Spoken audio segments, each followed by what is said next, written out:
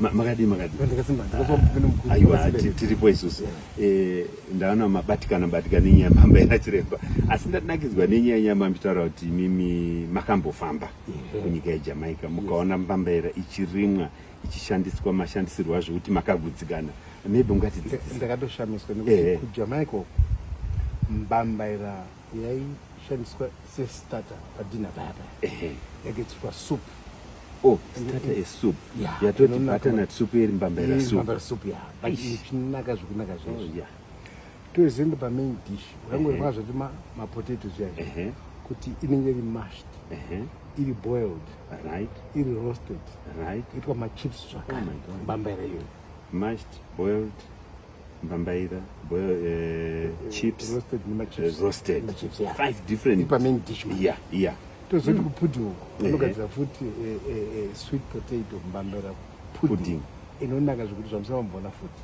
So ndakati isi tinongobhoira kuno togogocha chete kuti hatamboziva kuti unogadzira soup yembambaira ogozoita main dish zvisi zvakawanda zvatongoitwa sweet potato zvoitwa mbambaira zviyaizvotiti mabatatis zvoitwa nechifiti nembambaira futi.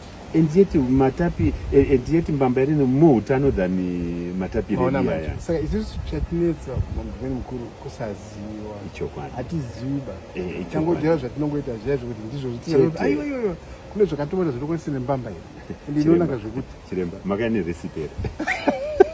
Havai zvokubika ndinyatsogona hangu asi tine madzimai kuti kati naye madzimai tigadzire kasupu imbambaira variko nogona zvakare. Asi unoti itai so. Itai so. Yeah.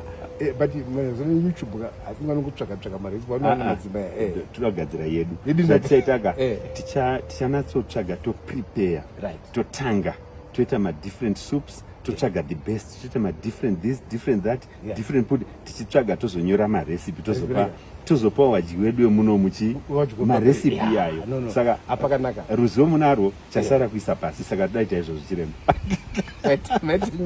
Thank you.